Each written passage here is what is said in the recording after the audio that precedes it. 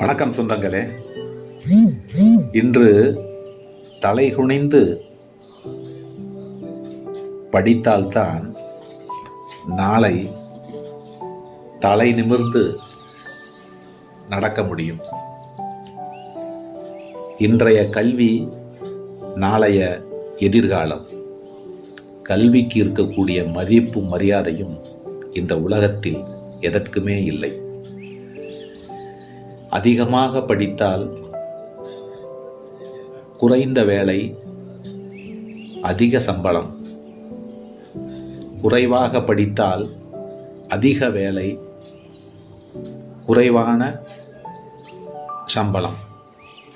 ஆக கவனத்தோடு அதிகமாக படிப்போம், குறைவாக வேலை பார்ப்போம், அதிக சம்பளம் பெறுவோம். இந்த சமுதாயத்தில்